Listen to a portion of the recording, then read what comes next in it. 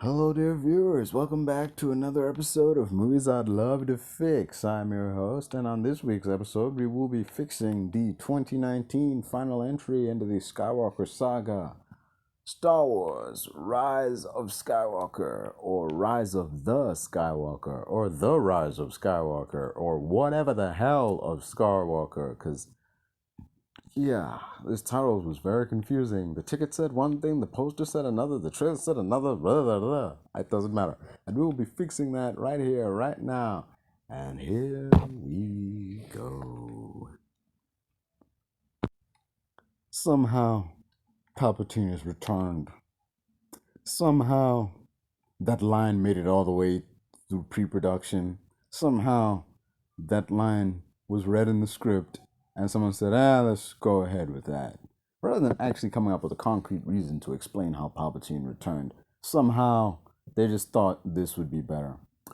Anyway, first thing I'd like to do in this moment of fixing things within the Rise of Skywalker is getting rid of that damn line. Somehow, Oscar Isaac became a meme. Somehow, I'm going on and on. I'll stop this now. Okay, first thing I do, first thing I would do, okay, if you must, you know what? No, movies I'd like to fix. How would I fix this movie? There's no if you must here. Here's something that I would do. This is how I would fix this movie. Make the main villain Kylo because if the last movie did anything, it's to cement the fact he's a bad guy now.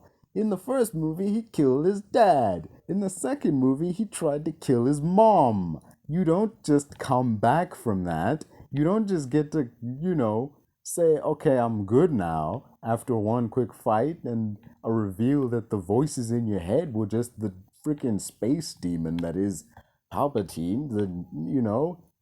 No Palpatine. That's one thing that I would love to fix about this damn movie. No freaking Palpatine. If you want a main villain, here is your main villain. It's Kylo freaking Ren. He's the main bad guy now. He killed Snoke. Snoke was supposed to be the Palpatine figure, and now he's dead. It gives us something new. Instead of just, let's dig up the space devil again. Let's have him be the main bad guy once more. Because he was the bad guy in the original trilogy. He was the main bad guy in the prequel trilogy. So he should be the main bad guy here. It's like poetry. There's stanzas. They rhyme. Dumbass. That only works for prequels. These are sequels. Everything's supposed to be new. It's something else. New stories being told. Not the same old stories being told. Because if you bring back Palpatine, it kind of makes the freaking last three movies pointless. Vader throwing him down the shaft, pointless. The destruction of the Empire, pointless. You know why? Because they came back. And not only did they come back, they came back with a fury way more powerful than they were the last time. And the rebels just have to realign again and fight against the Empire. Only now it's comes for whatever. One of the fixes I'd make, no Palpatine. Kylo Ren is the main villain. There. No redemption either. He's just the main villain. He has gone too far to be redeemed. Yeah. Right away. So that way we don't have the stupid line of somehow Palpatine has come back. Somehow you've already lost me. It's a miracle. I don't care anymore. Rather than, they're trying to. So we can keep the whole thing about Rey looking for this space MacGuffin that will lead to this Sith planet that's hiding some dark secret weapon that the Sith plan to use. And the dark secret weapon will in fact be a whole fleet of, essentially, a fleet of Star Destroyers with the capabilities of the Death Star. Each ship has Death Star capabilities and is going to launch in a matter of days. Basically, that's what the message is. He's gonna wipe out the past. Is in the previous movie, Kylo Ren talked about killing the past, and that's what he seeks to do here. He's gonna track down the rebels because they're the ones still holding on to an idea of the past that, in his eyes, shouldn't exist anymore because it's actively keeping everyone from moving forward. It is preventing the galaxy from becoming what it really should be. So he's gonna hunt down the rebels and not just hunt them down individually anymore. He's gonna find all the planets that they could be hiding on, and he's gonna blow them all up. That way, completely wiping the slates so that the only planets left are the ones loyal to the New Order. Bam! There's the story right there. And of course, in this story, and in this story, since Kylo Ren is beyond redemption, and all this happens, Leia, mm, like Leia would use her Force powers similar to how she did in this movie. I mean, in the original version of Rise of Skywalker, she would use her Force powers to very clearly, not this ambiguous crap that they did in the film. She would use her powers to conjure the Force ghost of, Han, and he would no, scratch that. What would be a better idea is if she used her Force powers, since she is Force sensitive, to conjure herself as a Force ghost, in the well, in front of her son. Not say anything because, well, I can't. As much as I would like to have Carrie Fisher with us, by the time the movie got made, she had passed away. So that would no longer be an impossibility to have her say any new lines. But instead of conjuring a Force ghost to say anything, just have her be in his presence, like be right in front of him. And ultimately, that is the momentary distraction that allows Ray to get the win over, to get one over him in a fight that they have towards the end of the movie. That's what I would have that character do, and ultimately save the day in that way. It's a way that shows that, you know, General Leia, even though in this moment in this film she can't do much, she can still have a profound impact on the flow of the film. And it's, just my way of trying to send off the character and have the, her generating the force power necessary to move her force ghost across galaxies and whatever and project herself to her son, have that be too much, to bear for her. And that use of energy is what ultimately cost her life. She essentially gave her life to save the rest of the universe, as opposed to giving her life just to save one person who was up until now beyond saving. But yeah, that's how I would handle that character. Like it or not, I don't really care. It's the best I can do at this point. Anyway, in regards to Rey, since there's no Palpatine, there's no Palpatine connection. Rey is merely a nobody. Rey stays a nobody. Her parents stay just filthy junk traders who sold her for drinking money or whatever. They stay that way, and that way the thing about like anyone can be a hero, it stays with her. Anybody can save the day. Anybody can attain force abilities. No, not just people who are descended from some cursed bloodline of Palpatine or Skywalker or what the heck ever. Anybody can be a hero. Anybody can fight the bad guys. It's a solid message to have. Not you can only be a hero if you're related to somebody big. It's your name value that carries you ahead. It's pure nepotism. That's not gonna work. So yeah, Rey stays a nobody throughout the film, from the beginning to the end. Yeah, she can. You want to have the your Rey Skywalker moment. That would be ridiculous. That would be ridiculous. Just scratch that. In regards to Rey's character throughout the film, over the course of the film, she does battle Kylo Ren, and as opposed to Palpatine's powers surging through her, it's just the dark side as is. The dark side as a force is powerful enough to corrupt Rey from a distance, with a little bit of nudging from Kylo Ren as he's trying to make her apprentice. Once again, extending the offer that he gave her in The Last Jedi. Trying to tell her like, these people are living in the past, but you and I are, we can do something new. We can, rebuild this galaxy in our image, a better image. That's just he's giving her that option, like Vader did, Luke, and Palpatine did to Anakin back in the day. He's trying to sway her over to his side. He doesn't want to kill Rey.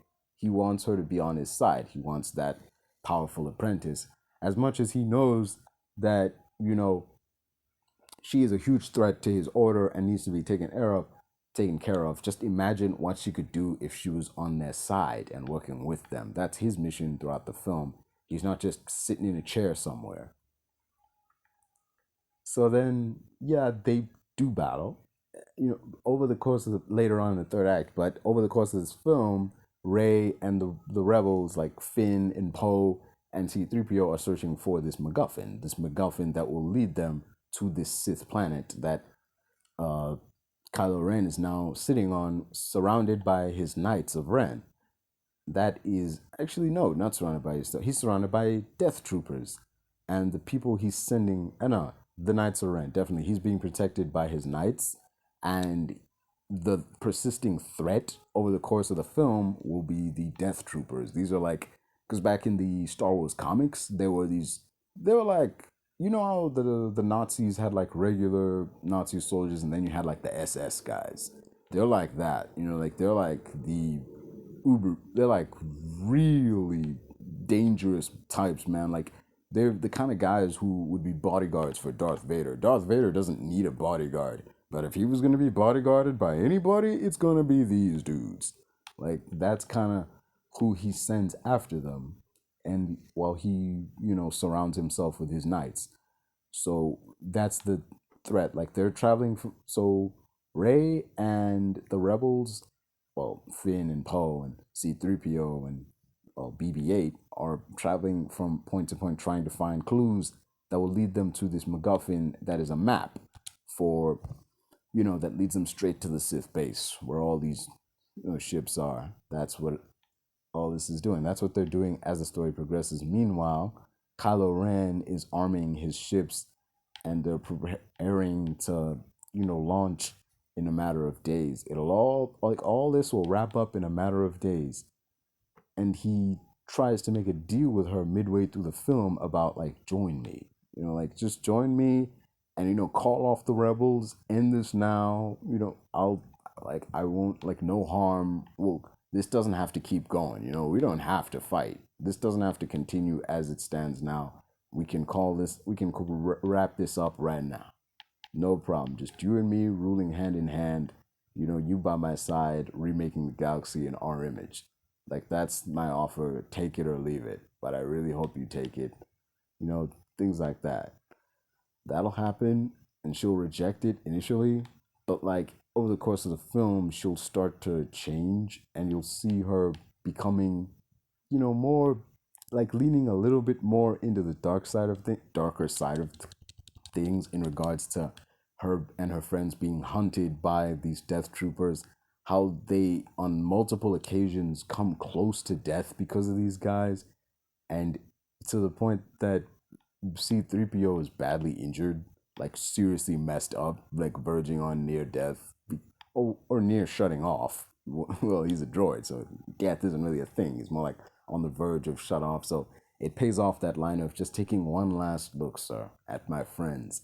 Because realistically, when I heard that line, I thought C-3PO was gonna die. This is it. He's gonna bite the dust in this movie, and in this movie, he really should. He needs to bite the dust. Chewie gets captured by the Death Troopers, and that scene where Rey blows up that ship by mistake by summoning the Force Lightning, something only dark side people can do, people leaning on the dark side can do. Keep that.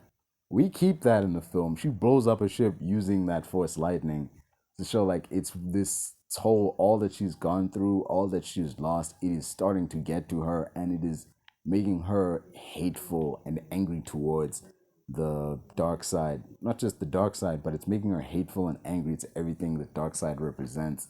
Not realizing that by giving into that anger, she's effectively giving the dark side what it wants and making herself more of a part of it. That would be like her arc over the course of the film. She gets more and more angry and vicious, especially as these attacks by these death troopers continue and they can keep putting her friends more in danger. See, that's with this escalating sense of Rey is becoming more powerful. She is increasing in her strength and so on. Her mastery over the Force is increasing tenfold. So, yeah. But you can see her slowly turning more to the dark side. And Kylo Ren senses it as well, way off on this planet. You can see him like in his chair, like, yeah. Not like, yeah, but he's like, yes. He can sense she's slowly turning to the dark side, similar to how Samurai Jack in Aku there was this episode of Samurai Jack where he was continuously just getting attacked and attacked by these minions that Aku was sending up to him. And as the course of the episode, he was getting more and more frustrated and like more agitated and becoming more vicious and easier to anger as the attacks intensified. And there was this moment where he just dispatched a whole bunch of them at once and he screamed in the air, "Who else wants some?" Not like, I don't remember if he said who else wants some or if he said anybody else. Like it's like that, he's freaking furious at that point. So yeah, more to the dark side. And if you, the search for this MacGuffin that will lead them to the planet leads them to the ruins of the Death Star. We keep that in the movie. Rey visiting the ruins of the Death Star. She looks around and she can get a sense of what happened here. She gets a sense of she sees like the Palpatine throne, and she just like touches it for a moment and she sees like the flashes of the power of the dark side, the people who've sat in this chair, all that. She gets that, like the sense of that. And it's in that moment she ducks as this red lightsaber narrowly misses her head.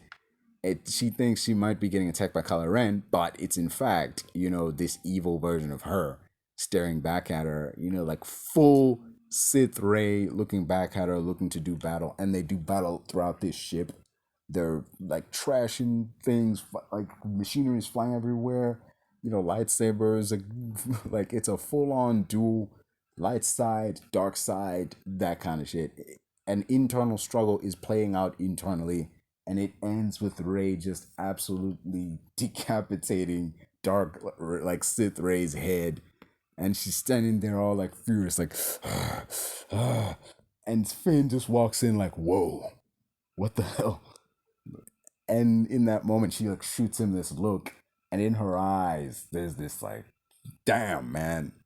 Yeah, it's like almost like when Anakin had that hood up in Revenge of the Sith and he looked ahead after like they were executing Order 66. It's like that. We see a glimpse of that in her eyes.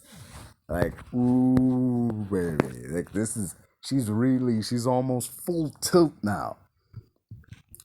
And this, so at that moment, you got Finn, who is confirmed to be force sensitive. And throughout, there are moments in this film where he can sense that Rey is beginning to turn, even asking her a few times, like, "Hey, Rey, like, you sure you're all right?" Like, "I'm fine. Why wouldn't I be?" And even, witnessing her brutality and to the extent with which she punishes, like, the death troopers that they encounter and to try to get information out of them, like, he can not just see, I mean, she sees all right, but he can sense it, like he does have force sensitivity like Leia. And it's obvious this time, not just a feeling, but yeah. Though it is ultimately his and Poe's presence in Rey's life that stops her from going full tilt like Kylo Ren has, because Kylo Ren felt like, because he didn't have his family there with him to like show him a good path. So like Finn and Poe, BB, like them being there, or since Rey has no family, it would be very easy for her to lean totally into the Sith side of things. But it's ultimately them being there for her and saying they'll always be there for her that draws her back into it. On that ship, she finds the MacGuffin, and it, she uses it to get all the way to the planet that, Kylo Ren and all the Sith are hiding at with their fleet of Star Destroyers. Meanwhile, Poe and Finn race back to the Resistance HQ to round up as many people they can for one big final assault on the bad guys. They assemble as many people as they can, and it's a full-scale war in the sky. Ships, lasers, explosions going off. Rebels seem outnumbered, outmatched, but they're trying to hold their own. Basically, no Lando. Just, yeah, no Lando. It's not necessary. I mean, just have Finn and Poe piloting the Millennium Falcon, and Chewie. Yeah, let's have him there too. I mean, like Chewie, he gets rescued midway. Whatever. Just have it all there. Have the Millennium Falcon kicking all the ass, blowing up all the TIE fighters and shit. Have some X-Wings like covering its back and everything. And there, meanwhile, on the planet's surface, you have Rey and encountering the Knights of Ren, and she has to take them down. Ultimately, she does manage to pull it off, taking them down, but she's very like worn down by all this fighting, like fighting off the Death Troopers, fighting these knights. So when she finally goes up against Kylo Ren, she's like just down and out in terms of energy. The Force isn't. She's not able to draw enough to take from the Force that she needs to beat this opponent because he's coming in almost totally fresh. She's still able to hold it in, like hold her own against him, but ultimately he's about to overpower her when she changes it up and starts drawing power from the dark side, and like Finn actually senses it, like, no. Like, what's that? Poe's like, what's going on? It's Rey. She's in trouble, man.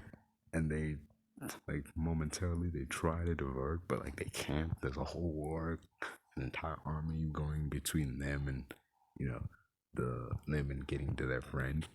So yeah, Rey starts drawing from the dark side of the Force, and she's absolutely taking it to Kylo Ren, like blows and swipes, and effectively like puts. She's really putting in work at this point. So yeah, ultimately is able to use the dark side of the Force to get the upper hand for eventually, you know, using it to strike him down. Not kill him, but strike him down.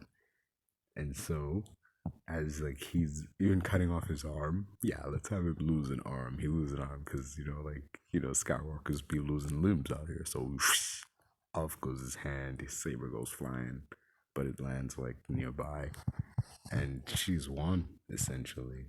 She's won, and she's facing the throne, the big Palpatine throne, and like Poe and Finn come in last minute. They see her standing by the throne, Kylo Ren's on the ground, clutching at his hand, and Rey's just standing there, staring at this throne, and like they're worried, like, Rey, like, what's going on? You all right?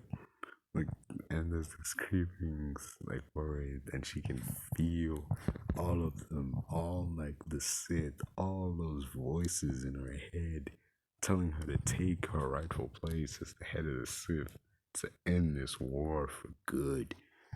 And it's like don't listen to them.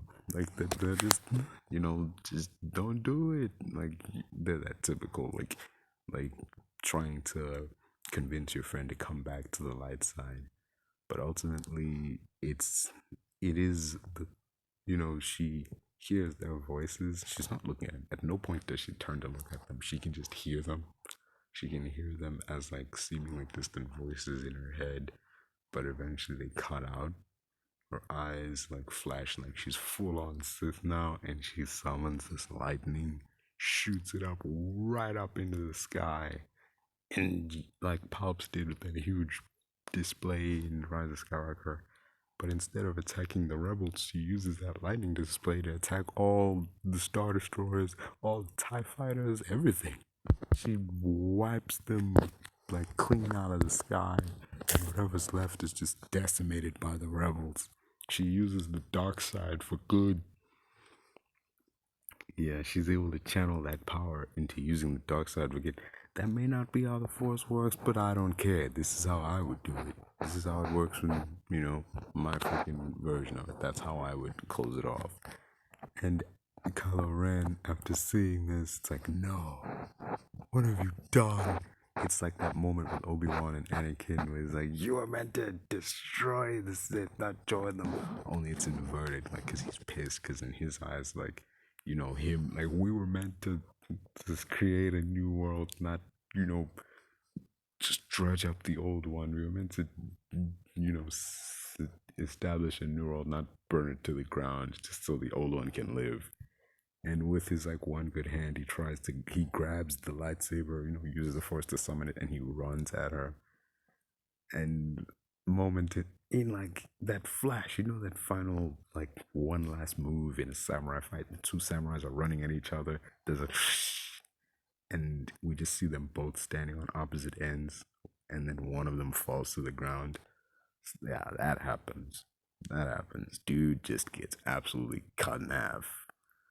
But that role, like, she's, yeah, one might think that she would be, kind of all in at this point because he's done all this evil stuff, but like, she's torn. Ray's kind of torn at this. Like, she didn't come here to kill the kyloren. I mean, deep down she may have wanted to, but all the pain that he's caused, all the confusion and suffering he's put her through and put her friends through, but like, it's kind of regretful because it shows like she's not fully given in to anger and hate.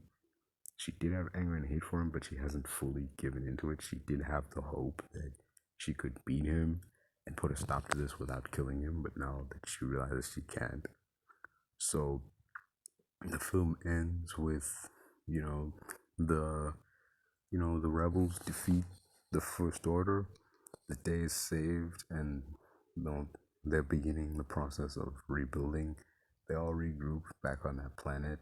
It's a touching scene. You got your Finn, your Poe, your Rose, Tico, all coming together to become the new crew of the Millennium Falcon with Chewie and C-3PO in there. That's all just making it work. They're gonna rebuild the Empire properly this time, and it's gonna be a seemingly happy ending. But Rey still has like some business to take care of, so she takes the lightsaber because at this point she's found out that like General Leia has passed. She takes the lightsaber back to the home planet where this all started, and there she does she does what she did in the movie. Like, some may not like that ending of like Rey claiming that name, like Rey Skywalker, but like she's way she's when that lady comes and asks her like, "Who are you?" I'm Rey. Doesn't say Rey Skywalker. She says, "I'm Rey. I'm a Jedi Knight." Like, that's who I am. So it's what I do. Like, that's kind of it. She's a Jedi now. She's the last Jedi. She accepts that mantle and seeks to go out into the universe to seemingly find others like her and help them reach where she is now, to become like what Jedi is supposed to be. Not like what they were, but like what a Jedi is ideally supposed to be. Like, to, something like that, to close it out properly. The Skywalkers have all been laid to rest, and there's a seeming peace throughout the galaxy. The First Order is vanquished, and that's that. It may not be the best way to end this trilogy, but it's a damn sight better than what we got. So yeah, that would be my thoughts on, that would be how the movie I'd like to fix Rise of Skywalker. That'd be how I'd fix Rise of Skywalker. I left out a lot of things, and I haven't seen the movie in a while. I originally planned to film this a year ago, and the movie was still like really fresh in my head. I'd watched it a few times, so yeah. But I put it off for a while because other projects came, and this is now I'm finally doing this. Better late than never. And yeah, as always, folks, don't forget to like, share, and subscribe. Also check out my other channel, Simon Here Comes the Pain, where I do all my podcasts, Moonlight Kingdom and gaming videos, Feeling the Mode. As always, I've been your host. You have been awesome, and this has been Movies I'd Love to Fix. Peace.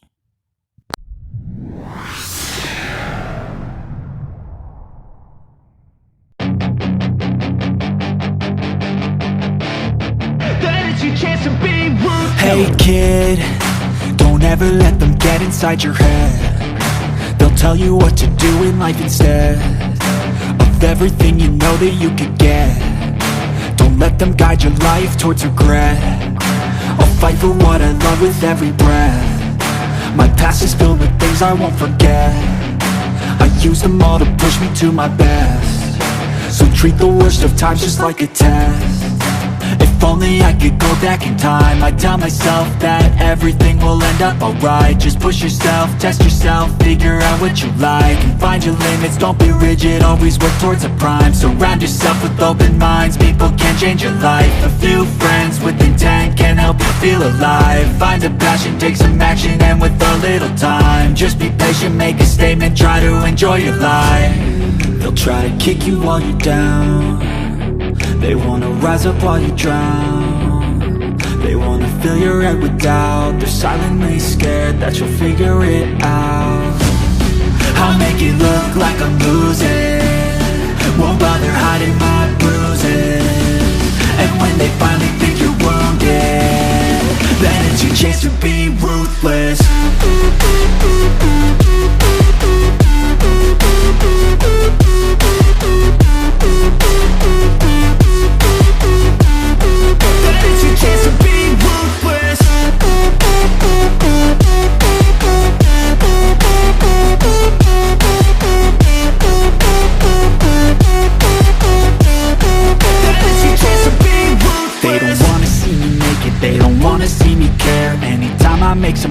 I can see that they compare, I think everyone's against me, maybe something in the air. Am I paranoid? I swear a void is forming and they're scared. I walk a straight path, not many can say that. I like to play fast, cross me and there's payback. You better pray that I don't see your face at any place that I go. I know you hate that. I've been doing fine, I'm not wasting any more time.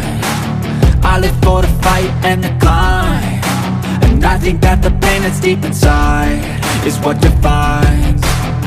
So I won't give up, I'm gonna make it to the top. I don't care what's in my way, I swear I'm never gonna stop. I could fall flat on my face and I swear I will get back up, cause I don't deserve a thing and the road ahead is tough.